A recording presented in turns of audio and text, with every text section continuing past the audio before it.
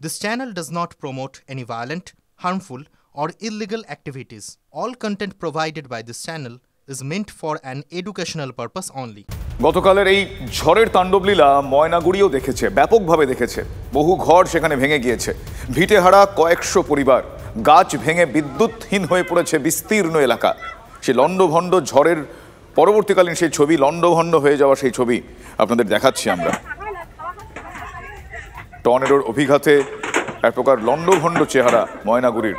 অসংখ্য মানুষ সেখানে গৃহহীন হয়ে পড়েছেন, তাদের বাড়িঘরদোর ভেঙে গিয়েছে, গাছ ভেঙে বিদ্যুৎহীন বিস্তীর্ণ এলাকা।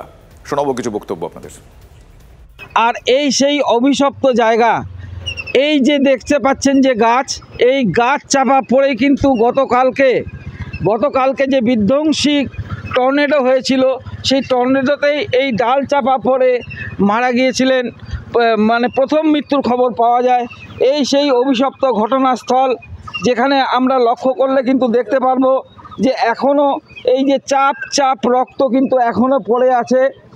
এই সেই গাছের ডাল, যেই ডাল চাপা পড়ে গতকালকে প্রথম মৃত্যুর খবর আমরা পাই। এরপর এখানে তৎপর হয় পুলিশ এবং প্রশাসন, এখান থেকে দেহ উদ্ধার করে মেডিকেল কলেজে পাঠানো হয়। তারপরে গতকালকে রাতে এখানে মুখ্যমন্ত্রী এসেছিলেন এবং ওই পরিবারের সাথেও দেখা করেছেন। নীলেশ্বর সান্যাল, TV9 বাংলা, সুকান্তনগর, জলপাইগুড়ি। বসেছিলাম, আমার মা রান্না করতেছিল। আমার মা বললো কি ওখানে যাস না, হাওয়া আছে, ঘরে থাক। আর তখন হাওয়াটা থেকে আমাদের ঘরটা ভেঙে গেল।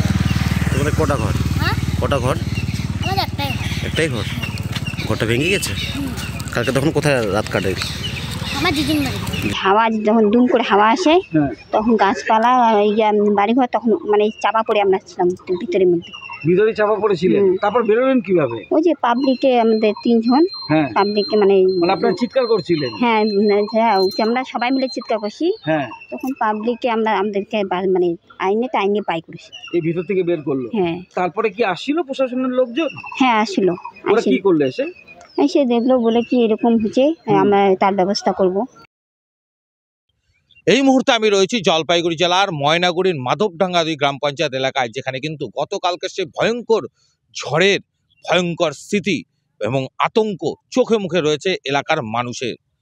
গতকাল ঝড়ে গোটা বাড়িঘর উড়ে গিয়েছে, ঘরের টিন দুমড়ে মুচড়ে অন্য জায়গায় চলে গিয়েছে।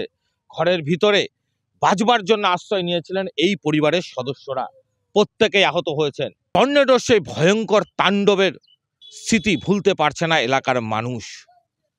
ঠিক আমার পিছনে দেখলেই বোঝা যাবে যে পোয়ালের পুঞ্জি ছিল তা উড়ে চলে গিয়েছে।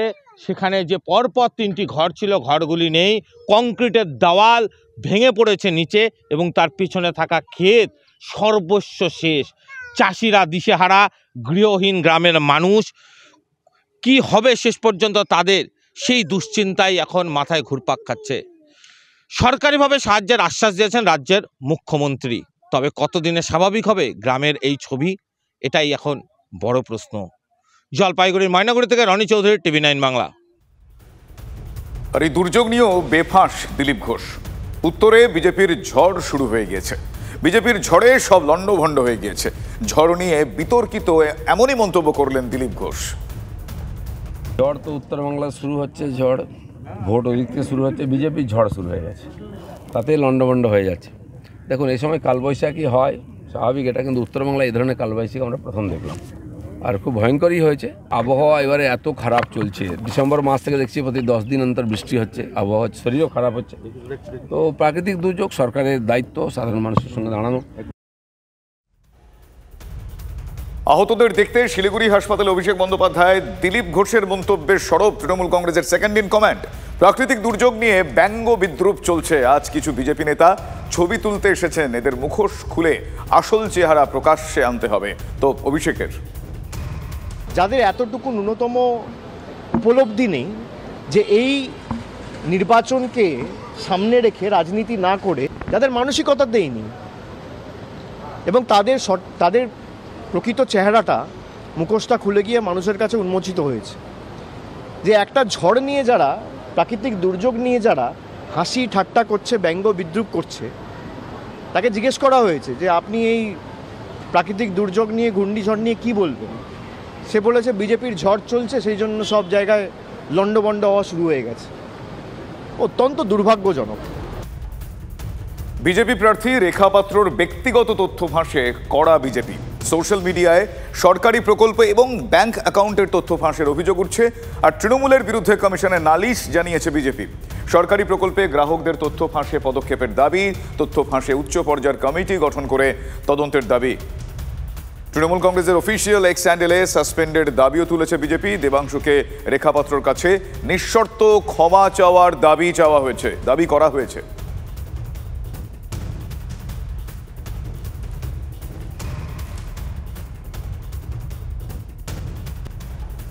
ভোটারদের প্রভাবিত করার অভিযোগ। মুর্শিদাবাদের তৃণমূল প্রার্থী আবু তাহের খানের বিরুদ্ধে এই অভিযোগ উঠছে।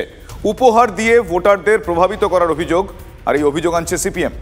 অপরদিকে সিপিএম প্রার্থীর বিরুদ্ধে ভোট প্রচারে গিয়ে উস্কানিমূলক মন্তব্যের অভিযোগ নির্বাচন কমিশনে অভিযোগ দায়ের করা হয়েছে।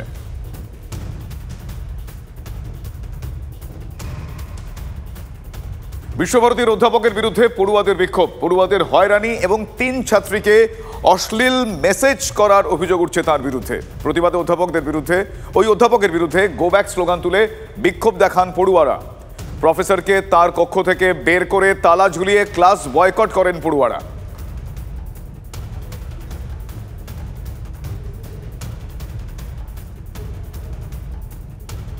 অন্যদিকে ভোটের জন্য স্কুলে গরমের ছুটি বাড়লো 12 দিন। 6 মে থেকে 2রা জুন পর্যন্ত বন্ধ থাকবে স্কুল। 19 এপ্রিল লোকসভার প্রথম দফার ভোট। 16 থেকে 20 এপ্রিল পর্যন্ত কোচবিহার, আলিপুরদুয়ারে স্কুল বন্ধ থাকবে জলপাইগুড়ি জেলাতেও। দ্বিতীয় দফায় ভোট রয়েছে 26 এপ্রিল। 24 থেকে 27 এপ্রিল পর্যন্ত স্কুল বন্ধ দার্জিলিং, কালিম্পং, 2 দিনাজপুরে। বিজ্ঞপ্তি দিয়ে জানিয়েছে মধ্যশিক্ষা পর্ষদ। সব প্রাথমিক বিদ্যালয়েও গরমের ছুটি বাড়ল। পাশাপাশি উত্তরবঙ্গে আরও ঝড় বৃষ্টির পূর্বাভাস। আজ উত্তরের 3 জেলায় কমলা সতর্কতা জারি। দার্জিলিং, জলপাইগুড়ি এবং কোচবিহারে কমলা সতর্কতা জারি হয়েছে। 40 থেকে 50 কিলোমিটার প্রতি ঘন্টা বেগে দমকা বাতাস বইতে পারে। আজ উত্তরের বাকি সব জেলায় হলুদ সতর্কতা। কাল পরশুও উত্তরবঙ্গে বৃষ্টি হতে পারে। উত্তরে বৃষ্টি, কিন্তু দক্ষিণে পোড়া গরম। দক্ষিণবঙ্গের একাধিক জায়গায় 40 ডিগ্রি সেলসিয়াসের ঘরে পৌঁছতে পারে তাপমাত্রা। বুধবার থেকে পশ্চিমাঞ্চলের 5 জেলায় তাপপ্রবাহের সতর্কতাও জারি হয়েছে। পুরুলিয়া, বাঁকুড়া, ঝাড়গ্রাম, পশ্চিম মেদিনীপুর, পশ্চিম বর্ধমানে তাপপ্রবাহের সতর্কতা জারি। 38 থেকে 39 ডিগ্রি সেলসিয়াসে পৌঁছতে পারে কলকাতার পারদ। দিনভর উষ্ণ এবং অস্বস্তিকর আবহাওয়া থাকার সম্ভাবনা।